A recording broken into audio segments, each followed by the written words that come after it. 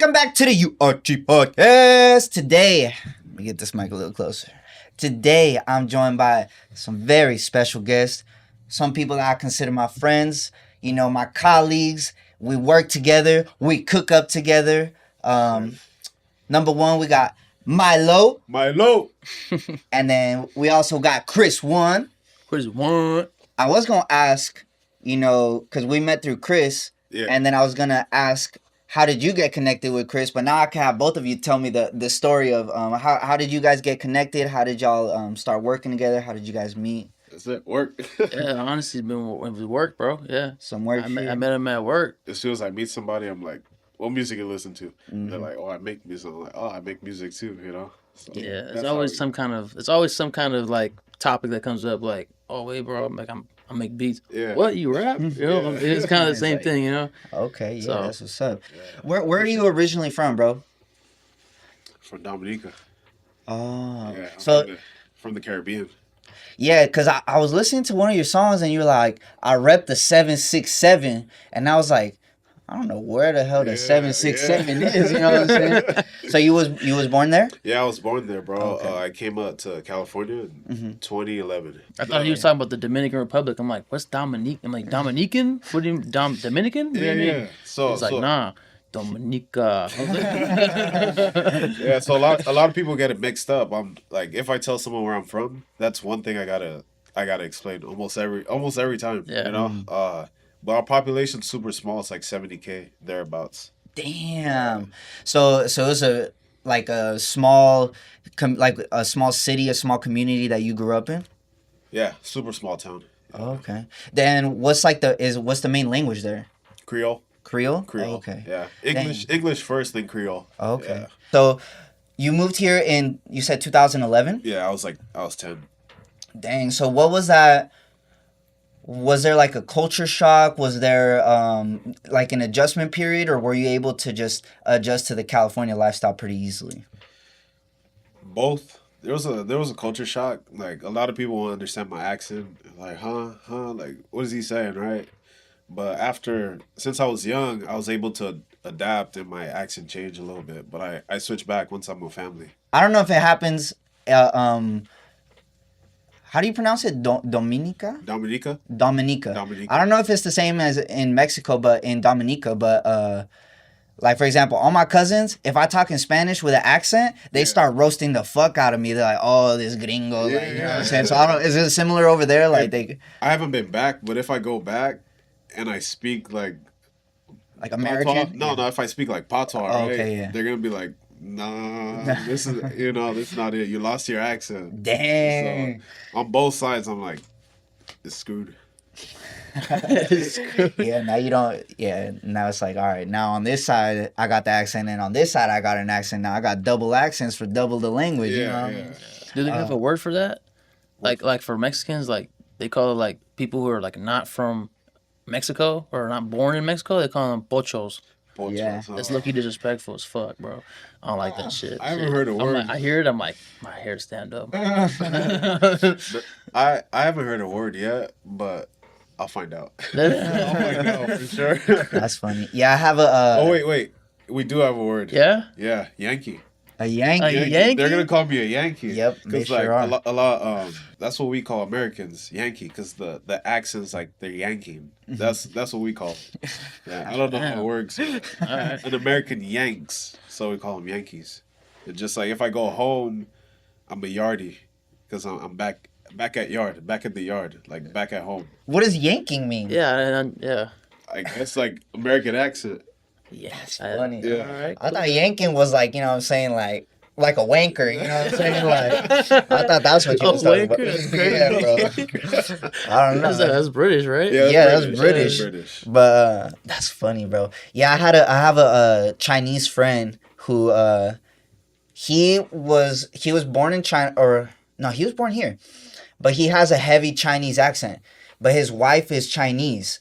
Her first language is Chinese. And she was like, yeah, in China, we call the people with an American accent an ABC.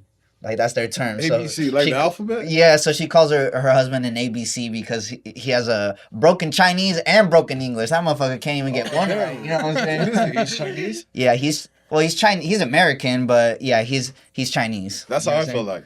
like my American accent's not the greatest because my Dominican accent comes out. Then if I speak, patois, it's not the same. It's like patois, but kind of Americanized too. Yeah, I think that's an interesting thing. Like, I mean, I always felt like this personally too, because I was born in Mexico. Oh, So sometimes I'm like, I have that. I can relate to my Mexican culture, and then I can relate to my American culture because I've been here since I was 3 years old. You know what I'm saying? I've been paying taxes here since like, man. 3 years old. Yeah, since I was 3 years old, they've Pretty been much. taxing the fuck out of me here. Yeah. But that was funny. But sometimes it's like, I don't know where I can relate to. Sometimes I'm like, yo, like I'm neither. You know what I'm saying? Like sometimes I feel caught up in the middle, and it's like, yo, I'm both, but like I don't know. It's like a weird thing. I don't know if you can relate. I feel at all. the same. I feel Yeah. the same way. Yeah, it's an interesting thing being an immigrant, but it's a beautiful thing. You know what Yeah, I mean? it's You beautiful. get the best of both worlds for sure. Yeah, bro, Yes, it's crazy. sir. I came from Dominica, bro. It's so small, and now I'm here. It's insane. It's like the U.S. got 300 million people plus. And we got 60K. So you moved out here with your whole family? Yeah, it's my grandma. She was here 1st. Mhm. She got us up. And then it's my mom, brother, stepdad. Would you ever want to go back and visit? Oh, hell yeah. Yeah? I just haven't been back yet, but I'm trying to go back probably Yeah. next year. Yeah, that'd be cool. Yeah. Get back in touch with dope. your roots, huh? Hell yeah, that'd be dope. Touch your roots, literally. Mhm. Hell yeah! All right, well let's talk a little bit about some music, man. You know, so we've been working together for a few months, like maybe 2 or 3. a 2 or few 3 months, and I remember the first time we recorded, I was like, you kind of went in the booth and just gassed a freestyle, and I was like, dang, like I haven't had someone come in here and just freestyle like that in a minute. Has freestyling been something that you've always incorporated in your music, or like how did that come about? I would say so.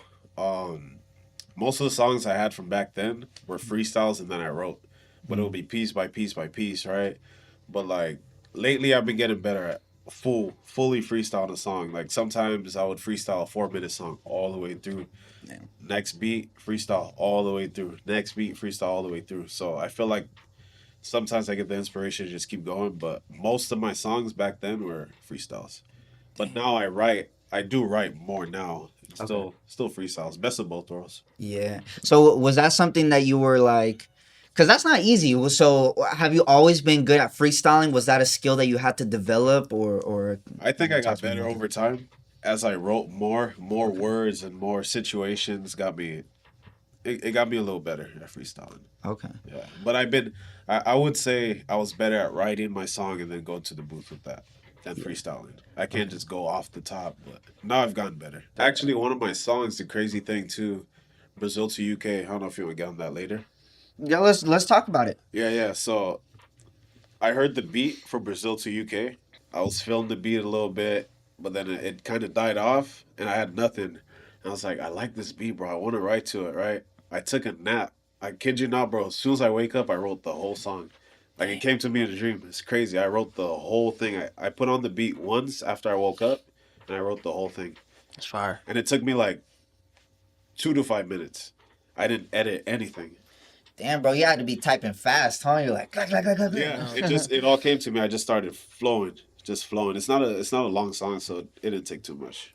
Let me ask you, bro. So I met you through Jody and Ryan and that whole. We need to give that whole collective a name, bro. You know what I'm saying? But Did the shit. yeah, I met you through some real motherfuckers. They're You the know what I'm shit, saying? yo. They're the shit. And we've been working together for a little minute now, and Yeah. no, for the people that don't know, Chris One, legendary producer. You know what I mean? Always a pleasure to have you in the studio. Always a pleasure to be working with you and to have your input. Same here, bro. Like when we Facts. working. Same here. I learned a lot from you, bro. Trust. I mean, when you're over there, I'm watching, man. I'm not. I mean, I might be quiet sometimes, but I'm just like, all right, I'm trying to soak in the game because I know you got a lot of it. So I'm glad to be here too, bro. Hell yeah. So tell me a little bit about your journey. About like when do you remember the first beat that you ever made? I mean, yeah, that experience the first time. Like I remember just listening to music as a kid. You know what I mean? A lot of times I always had earphones in my head, in my ears, bro. Like never not had them, and they were always blaring. You know what I mean? Like, but those emotions that I used to get as a kid, like hearing whatever, man, it was most of rap back then to me was like this shit. It was everything. You know, like I was a kid to collect all the posters and the stickers, and you know what I mean.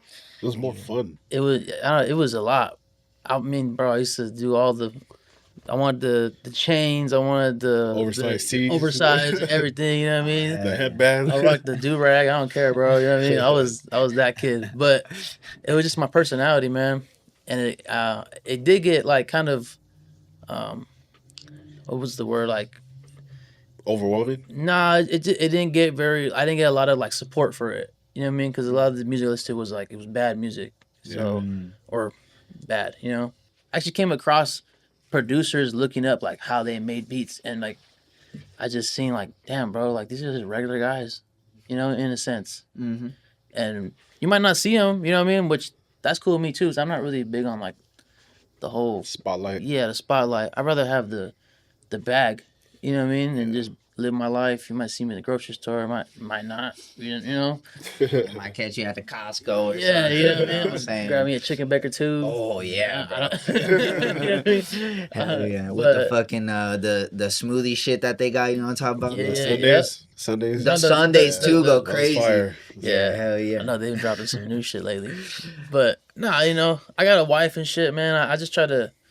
I really want to be able to make my dream a possibility. You know what I mean? So Yeah, absolutely, bro. making beats for a living and just being a part of all these great artists, all these great people that are coming through and just love what they do. That's what I love to see. Like a session to me is like, it's like an energy, bro, like a ball of energy, and it just fucking. There's no other feeling in that moment. You know what I mean? It's just like we're all one. Yeah. You know, as a collective, that shit is badass. It's you know? different for sure. I think us, like here at URG, like I'll just talk about us here at URG Studios. Like, Yeah. I think that's one of the cool things about our circle and everybody that we work with, that there really isn't any egos, and everybody's mine is just on the, we just want to make the best song possible. Like the outcome and the mentality is like, we just want to make sure this is the best possible version of what this is. Definitely. I want to ask Milo this. Would you say that there's like a difference between, you know, getting in the booth and recording compared to like freestyling to yourself, or like, would you say that there's a difference there? Yeah, there's a slight difference, because I mean, I've actually noticed like a technical difference. I'm freestyling to a song in the car. I'm like, damn, this shit hard. Go into the booth and I try to freestyle the same way. I'm like, wait, why is it not working? Right? And it's like you got to just match the level. The level of now being in front of a mic, it changes. It's like when you're in the shower, bro. Like, Yeah. you know, like you always make your best shit in the shower. And you're like, All the vocals. Can't You're write it like, down, you know? yeah. That's So it might be the acoustics. I don't know. Yeah, bro. I turn into fucking Chris Brown every time I'm in the shower. You know, so I'll be hitting them runs. Like, Hell yeah. Earlier today, I hit some notes I never thought I would hit, bro. It's crazy.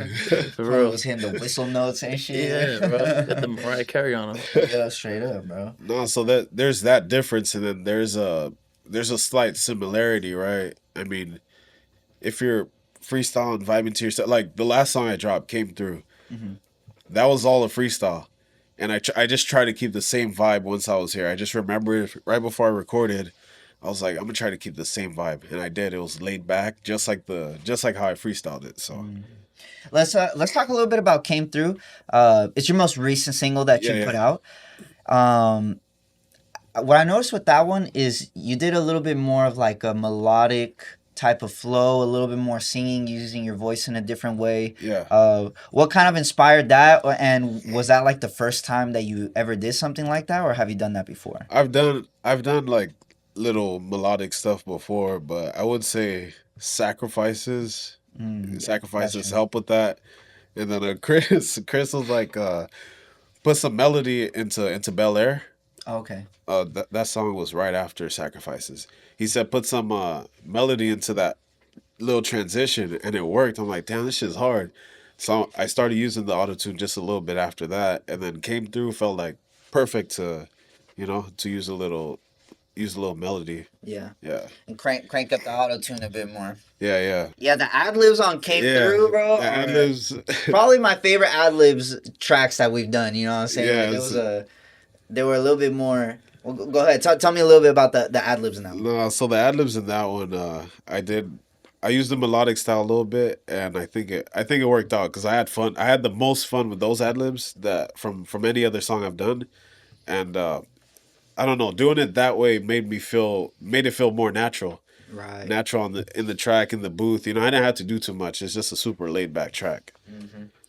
Yeah. Do you have like what is your thought process when you're doing your layers or your ad libs trap? Like what are you thinking, or like is it just not thinking, or what kind of is going through your head?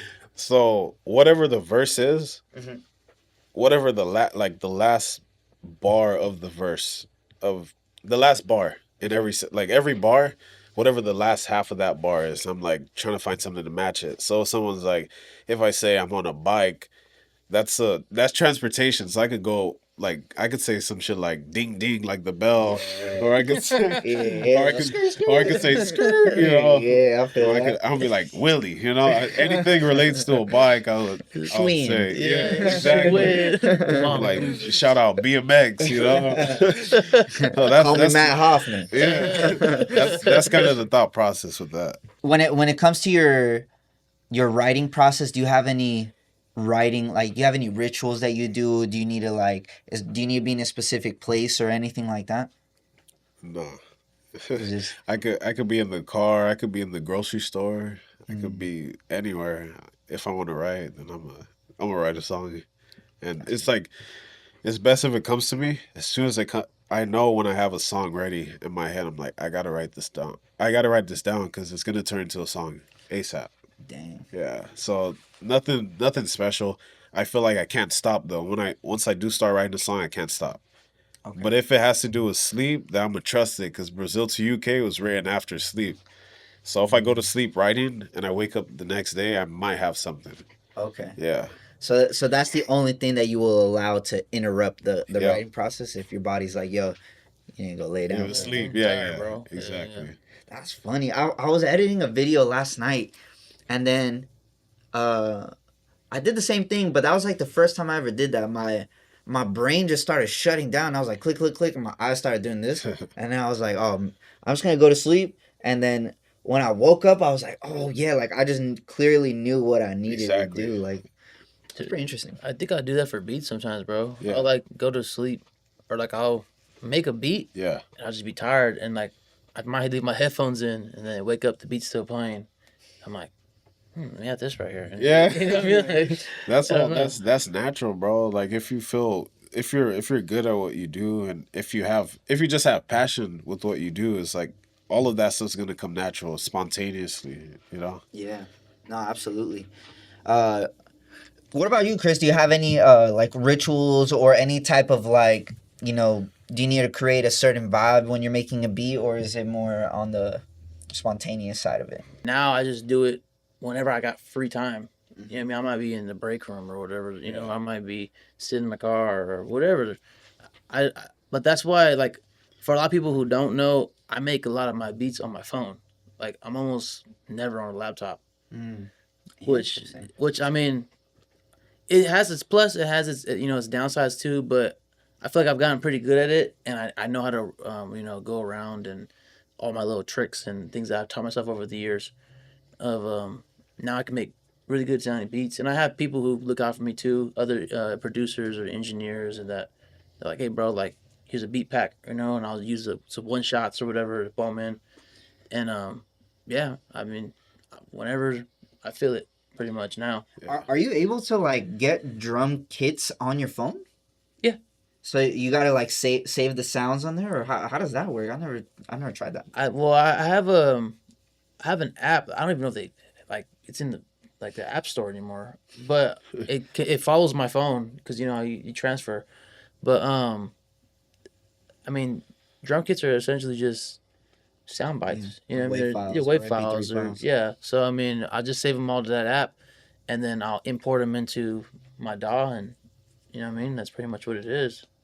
This producer talk is crazy, bro. I don't understand nothing. Dog. I'm be real. Wave. I've never said dog in my life. I feel like I had to say it because URG was like, he would understand. Yeah, You know what I mean? Yeah. Drop the word. Come on, bro. Yeah, bro. You know, Digital audio workstation. I don't know what we're talking about here. I do a lot of that. I will like listen to a YouTube video, or I just try to teach myself at all times too. So as much as I'm creating, I'm also learning along too. Cause I want to keep up with the times and make better shit. Really, I have yet to make a beat that I feel like that's the one. You know what I mean, I've made ones that I felt were like that's a dope ass beat, but not one that's like okay, that one is that one. But I feel like I probably won't ever get there, to be honest. Why do you feel like that? I just feel like I'm always gonna want another one. Yeah. Or a better one. Do you feel the same way? Like with your writing and your music? I feel the same way. It's like a couple songs, I'm like, damn, I fuck with this shit. This shit hard, right? It's like, next. Yeah. Next. Because at some point, it's like, you still have passion for the music. You still want to hear good stuff. But it's like, how good could you get? How good could you get? How much you want to hear from yourself? That's like, damn, this shit. All right, this shit's hard. This shit's hard. This shit's hard. I'm gonna keep going until I'm like, whoa, this shit's hard. Right? Like the homies that have seen like my files, there's like over 800 files, and they're like, bro, these are all beats, and I'm like, yeah, some are loops, some are this and that, you know. But I'll make beats sometimes, and I'll just forget about them, and then I'll be like, oh shit, I'll go back later on, like just search it for shit or trying to clean stuff out, because that's one thing I could get better at too, is just being more organized in my DAW. But I'll find some shit and I'm like, what the fuck, why didn't I finish this? You know what I mean? Like, this is hard. So I don't know, man. It's almost like you just have those one of a kind moments in a sense, you know. It's cool. It's cool when you can find it again. Yeah, that's interesting hearing that perspective, like from a producer's perspective. It's the same with me. I'm like, I got so many songs written, I forgot about some songs written in 2019, 2020. I'm like, damn, I forgot about this, let me add this. Or I'm like, I just deleted like over 20 songs, just wiped them out. I didn't feel like I needed them. I didn't feel like I had the energy with those songs anymore. My style has changed a little bit, so I just like did away with those. Dang, bro. Now you got me. I'm a fucking file hoarder. Like, I don't delete shit, bro. I keep all the garbage, all the good stuff. I keep everything, bro. Like, that's exactly. I like to look at even like some of this shit, and I'm just like, I don't know why I keep this. I'm like, nah, it's there for later. You know? Yes, I should throw this out, but not today. Yeah. I'm like, I might use that drum pattern later. I don't know. You know? And you know damn well you ain't never going back to that. No, that's how I am, bro. But I'm gonna keep that shit anyways. They're like your babies, man. They're like your babies. Yeah. I don't wanna. You gotta nurture them still. I guess, but maybe it is okay to let things go. Like, do you feel after, like, for example, off those ones that you deleted, did you feel like a sense of relief, or did you feel like, okay, now I have room for more stuff, or was it just like, whatever, it's gone? It was whatever. It was just whatever. Yeah, it was so far back. I'm like, I have so much. Like, I have my whole track list for my album, and then I have a track list for an EP after that. So all of those are already written. I have the beats and everything. I just need to, get on that. And that's it. And I have more songs after that. So those other songs I threw away, it's like, it's nothing. It's nothing. Yeah. When you produce, do you produce with someone in mind, as in, like, I'm going to have this person rap on this beat? Or do you produce more, like, where is your headspace when you're creating a beat? Most of the time, or I should say some of the time, I'll make beats because somebody's like, yo, I need a beat. I heard you make music or you make beats, and I want it to sound like this. Mm-hmm. So I'm like, okay, let me send me a couple songs that you like, and I'll try to like create a song like it, and usually that works, and they usually like it, which is cool. I mean, it's kind of like, it's easy, you know what I mean? Because I'm not like taking their beats, but I just try to put my twist on it, make it sound a little bit like me more. But even those beats to me aren't like the ones that I'm like super excited about. The ones that I really am are like I've made a couple of beats that I feel like, okay, that's my style. Like, it doesn't sound like anything I've ever heard. And those are the ones that I want to focus on creating more of, because I feel like everything that's ever been big has been different. Yeah. But you know what I mean? That's what I don't want to be like anybody else, bro, at all. Yeah, you gotta have a unique element to it that makes you stand out. You gotta be you, bro. Yeah. Bottom line, there's nobody else is gonna be you. Very So, true. I feel like creating your style is important. like he wants to create a new style, and he wants to incorporate. What is it called again? Is it Bayou music or what is it? Why? Like for the dance music you're talking about. Bouillon. Booyah. Bouillon. Booyah. Bouillon. Booyah music. Bouillon. Yeah. Bouillon He music, wants to mix it, and we're trying to create a style based on it. We got some hot shit. So Sounds interesting. We got some hot shit. I am intrigued. You know what I I am mean? Like, intrigued. yeah, we cook a little bit. Yeah. Okay. It's why it's on a simmer right now. Yeah, it's simmering. It's simmering. It's All right. It's on the slow roast though. It's, you know on, what I it's in mean? the kitchen though. It's in the crock pot. Yeah, it's in the crock pot. You know what I'm We're saying? leaving it overnight so it gets nice and tender. Yeah, you know what I'm tender, saying? real tender like. Do you think that how a beat? I'll ask you, Milo. Yeah. Do you think that how a beat sounds sonically influences the subject matter of the song? Yeah. Yeah. 100%. Just like that beat, right? The first time I heard it, I'm like, how the fuck do I even come onto this? Other beats, and it's almost off the rip. The first, first sound, it's like, damn, this shit's hard. I'm hopping on here. I got the flow. This one I had to listen. Then I had to listen. Then I had to listen. I had to listen. And I had to freestyle a little bit. I'm like, oh, I'm catching it. Then I caught it. Then it's like, nah, that's still. It feels like I got on here too easy for the type of beat. There's a different type of beat. I gotta be different to match the beat. You know what I mean? When you say different, do you mean as far as like your flow and your like your cadence, or like the topic of what you're talking about lyrically? I think the topic could remain the same, or I could switch it up. But mostly the flow. The flow. Yeah, mostly the flow. Maybe the lyrics too, because some things can't fit. Some words can't fit with a certain flow. You get what I'm saying? Yeah. Yeah, the sounds that are in that beat are very native. So like the sample I got, I believe, is from his country, if not close by. Yeah. So I tried to I did my own research on his country and his type of music. Yeah. Dominica. Yeah, Yes, you know what I mean? sir. So just because I wanted to do him justice like that, you know what I mean? I feel like, I mean, fuck, dude, if I was an immigrant, not calling you an immigrant, Yeah, but yeah. like from another No, I'm country. not- Like, Yeah, bro. It's born not, in another- immigrant's not an Yeah, insult, yeah. bro. Come on, man. Well, no, like I'm a I don't- political I don't- refugee. Yeah, not like that. You know what I mean? But like, if I was from another country and I was born there, Yeah. like of course, why wouldn't you have that? You would always want that root to stand out. Yeah, for sure. I think that's like how you find yourself. You know what I mean? Like, because I'm an immigrant too, but I'm always like, I feel like that's what makes me unique, that I have the influence from here and then Yeah. the influence from No, there. definitely. And I feel like that's like, the people that push the boundaries are the people that are able to combine, the different influences and the different sounds, because it's like Always. there ain't another Milo that's gonna have those type of influences, just Yeah. like there ain't another Chris that's gonna have those influences. So when Yeah. you really capitalize on, what is unique to you and what inspires you, that's where you could really find your true sound, I guess. Exactly. And to me, it's like it is important to have your own sound, right?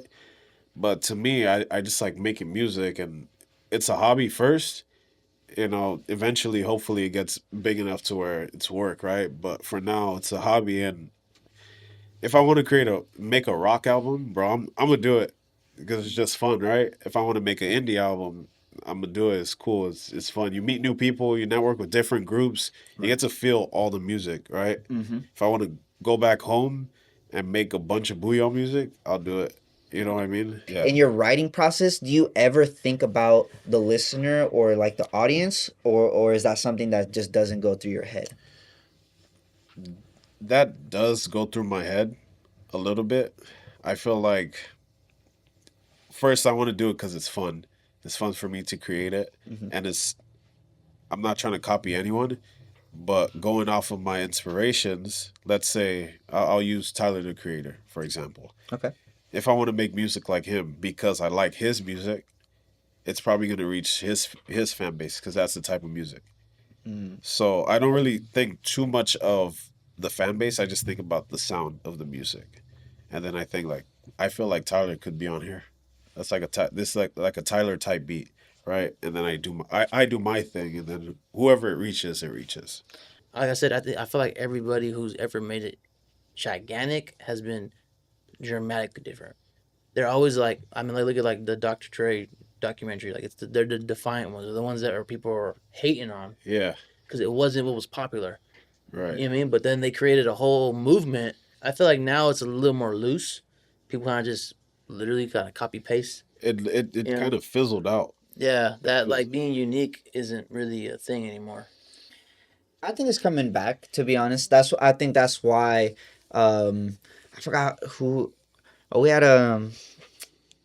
Tony Coda. We did an interview with him, and he was saying how there hasn't been a hip hop song in the like Billboard The top. billboards, yeah. You seen I that? seen that, yeah. That for the first time in like 20 years or something Yeah. like that, there wasn't a hip hop song in the top whatever Oh shit. of It's the like charts. who now you're thinking it's like who's gonna bring it back?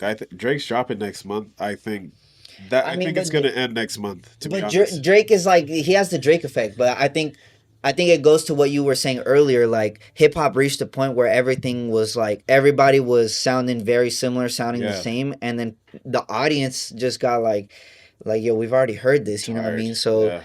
I think that because the audience got tired of it and it's not at the same level it was before, it's gonna force the game to just make new stuff and force people to create a more unique sound because the same thing that people have been creating is not gonna grab the attention like it used to. So earlier I was thinking about longevity in music, and like if I wanted to make, I want to make something I want to listen to every day, right? But I don't even listen to my favorite artists every day.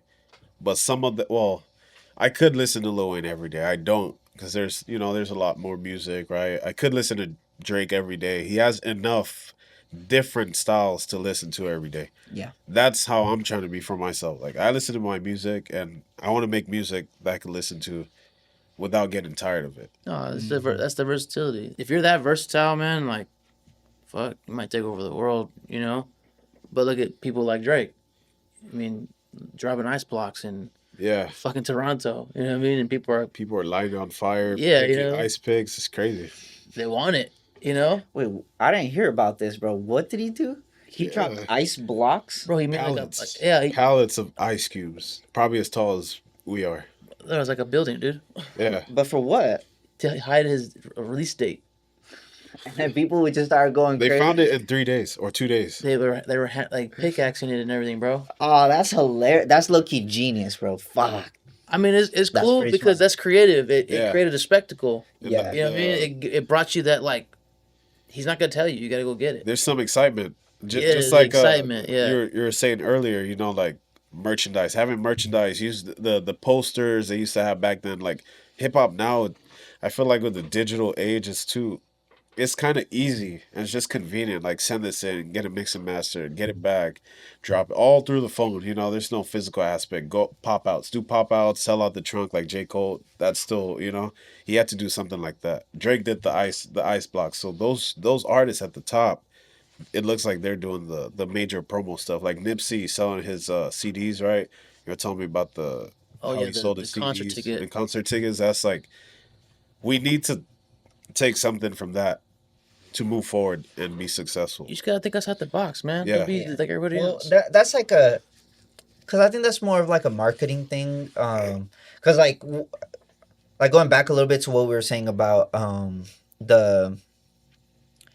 the versatility and how you can create longevity through your music. Yeah. I think that is one thing, but also being versatile with your marketing, how you push your music to people, how you promote your album, you know what I mean? Yeah. How you get people to buy tickets for your show or the type of merch that you do. Like I think that is something that more artists should be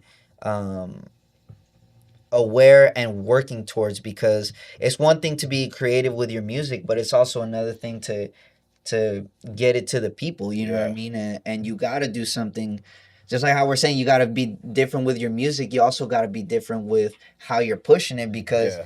the way that people absorb information and absorb marketing is intense. Everybody's seeing marketing all the time. You know what I'm saying? Shit, we marketing the songs right now to y'all to go listen to that shit. You know what I'm saying? So it's like, I got marketing on my head, bro. Hell yeah. Yeah. And on my chain. Hello. CD. What is City Dreams? City Dream Records, bro. City Dream Records. Hello. I think people do understand to a certain extent how many roles you have to play as an artist now. You know what I mean? It's not just show up and make the song. Like, you kind of got to do a little bit of everything. I think that's about 25% of it, is to make the song. Yeah, maybe even a little less, to be honest. It's probably the most important part, and then, like, just the most minuscule part of like the whole artistry side of things. Yeah, it's like the whole rollout. You know, it takes a lot of work, man. It's not easy. I mean, there are people who can do it. Mm-hmm. Like, let's use like Currency for like as an example. Yeah, he'll make a song and drop the shit the same night. Yeah, he just be dropping shit, bro. Like, he don't have no rollout. He just like, all right, here's a new tape. Fucking 12 songs. Same thing with like West Side Gun. He'll do his thing and just like, if you like it, you like it, which is great too. Because I mean, for the people who really like just enjoy him as an artist or enjoy, they're like, they're like, fuck yeah. They don't care. They'll listen to the demos. They don't give a fuck. Yeah. Yeah. Okay, but do you think that if they did something, if they did a more public stunt, like what we're talking about Drake with the putting the release date, do you think that would create more traction for them? 100%. Yeah, but I think it just depends. I mean, it's also like their personality, right? Like, they might not give a shit, but again, like using like West Side Gun as an example, like he has an album called Heels Have Eyes, and he did a rollout, or not a rollout, but he did an event at Six Flags during their like Horror Nights. Yeah, and it was kind of crazy. Like I've heard of artists do that in a long time, and that was like that grabbed my attention. Like, bro, what the fuck? And he was, he's selling his merch, and he did a show and shit. Like, it was clean, bro. Like, but he did the show like right there in front of the roller coasters and shit. That's what it sounded like. I wasn't there, but but it seemed like, like it was like an event. Like, he created a section of the park was for him. In a sense. Crazy. You know what I mean? I thought an artist like West Side Gun or because they have a big following, but it's not like a Drake caliber following. Yeah. But they're still doing things like. Still doing creative marketing things and still doing things like that. Yeah, just at a different scale. I don't know, man, but I feel like those are the people who kind of are the most that an artist can relate to, or a person can relate to. It's a consumer, because like I love Alchemist, and like he's done so much work in the past couple years. Right. I mean, he's doing collab tapes with fucking everybody. Everyone. You know what I mean? And I mean, honestly, it's well deserved, bro. Like, he's been in the game a long fucking time, and people might not even know who he was at a certain point. Yeah.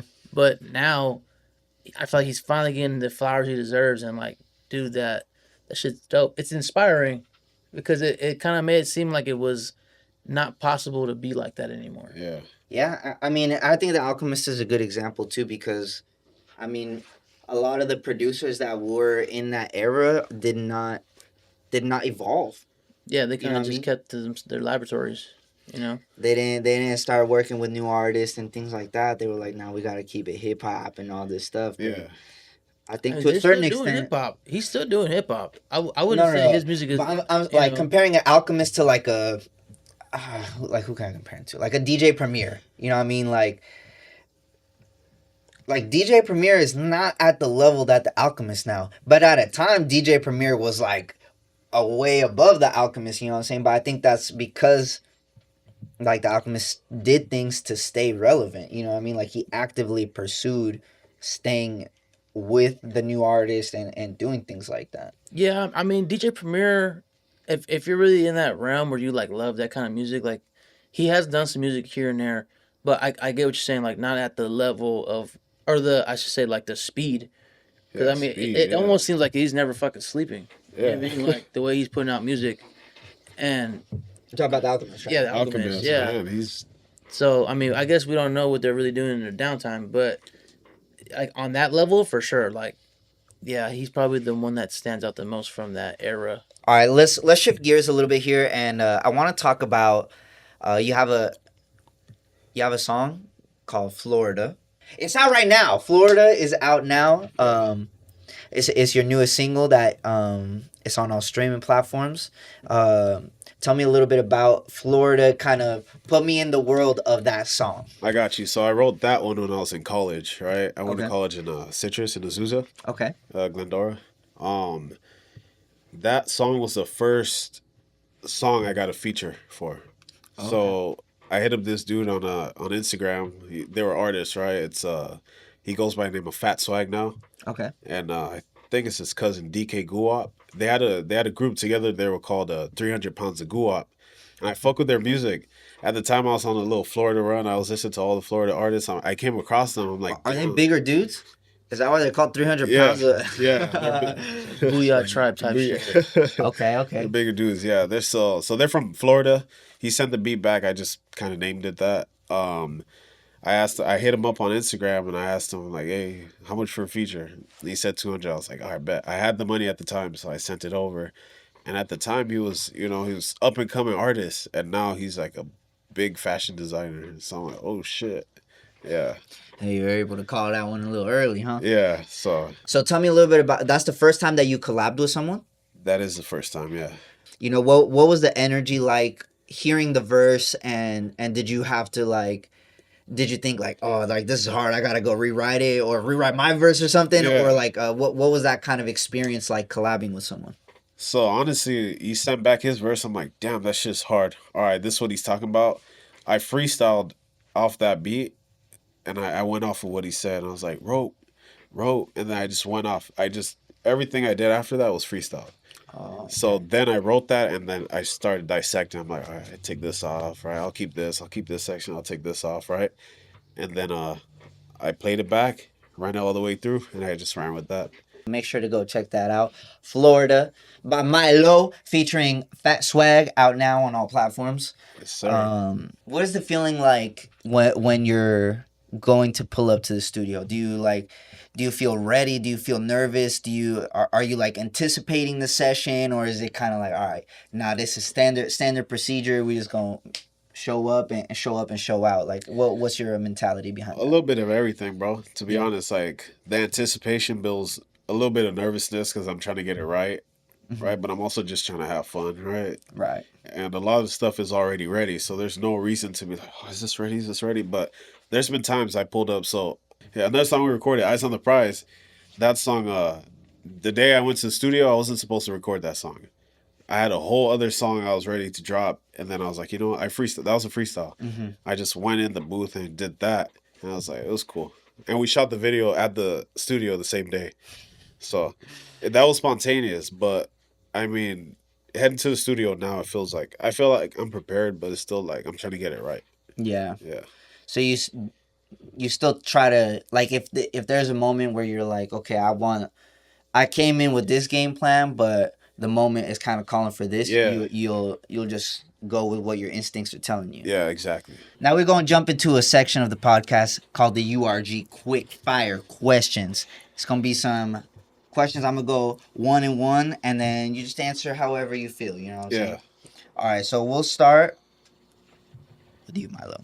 All right. Night sessions or day sessions for studio time? Night sessions. Night sessions? Yeah. All right. If you could collaborate with any producer to make a beat, who would it be? Fuck, dude. There's so many. Like, I mean, as a producer, I think about all the different ones, man. But like, fuck, it had to be Dr. Dre, only because sonically, I don't think anybody could fuck with him. Milo, if you could describe your music as a type of weather, what type of weather would it be? It's like right before the rain. Ooh, Like okay. a overcast. Yeah, It's an overcast. Overcast. It's not necessarily the gray clouds. It's like Uh-huh. the cumulonimbus. Ooh, yeah. You know, it's just all over. You're like, you don't know what's about to happen, but you just gotta start preparing. Yeah, you don't know. You don't know if the sun's gonna come back out or if it's about to rain. You know, there might be snow on the mountains already, but it's still sun like south side of the city. You got that like hurricane. You know what I mean? Yeah, It's yeah. like, it might be a typhoon, right? Yeah, you can hear the alarm going off. You know the The wind, the yeah the The hurricane hurricane alarm. Yeah. You gotta run for the hills, bro. Yeah. All right, Chris. What is the number one studio snack to have during a session? Studio snack. Mm-hmm. Honestly, bro. Fuck. I fuck with M&M's. The M&Ms, I all love right. M&Ms, bro. Chocolate to fuel the mind, I huh? love chocolate. Chocolate, coffee. I try to stay away from it, bro. But man, if I could, all day long. Yeah. I try to stay away, but I don't. What is the most random place that you've ever written a song? Toilet. On a all right. Made a beat in the toilet before, for sure, dog. You All got right. time, dog. You got time. I've probably written maybe a bar or two on a toilet, but to make a beat, bro, like that's You know, kind I of mean, crazy. not from like start to finish, but like, I was like in the middle. I'm like, I gotta go. You know what's I mean, like, That's funny. You know what's crazy about that though? What? That song's out. It's called "Been Through Things." Been through Been things. through bet you things. have. That verse, yeah. that verse was written in like less than 15 minutes. Damn. Yep. But as long as the shit, right? Yep. If you were to switch genres today of your production, what genre would you switch to? Okay, I got two. If that's cool, Yeah, that's cool, bro. it would be funk, for one. Like I'm talking about like some Midnight Star, some shit like that. You know what I mean? Or oldies. Milo, what is the first thing that you do or think of when you wake up in the morning? I'm not trying to be up right now. I love my sleep, bro. I sleep like a bear. Let me get one more. Let Like me a get bear. one more minute. Yeah, like a bear. Hibernation, bear. bro. No, the first thing is like, yeah, honestly, I don't want to be up. Okay. Yeah. That's valid. My mind doesn't wake up till like hours later. That'll conclude the URG quick fire questions. Yeah. Thank you guys both for pulling up today. Yes, you know what sir. I mean? It's been a pleasure. It's always a pleasure when we in the same room together. Yep, Yeah, yep. definitely, bro. Is there anything you want to tell the people out there? Go follow me, Milo the artist, and stay tuned for more. Hell yeah. Yeah. Chris? I mean, just look out, bro. We're gonna always keep working. So, see you soon. Some shit. Milo. Milo! All right, yeah. y'all. If you enjoyed this video, make sure to like and subscribe, all that good stuff. Leave a comment. Make sure to go check both of these dudes out. They're real, genuine people, solid people, my friends, you know what I'm saying? And yeah, stay tuned for the next podcast, and we'll see you very soon. It's Sir Ski. Peace. Out.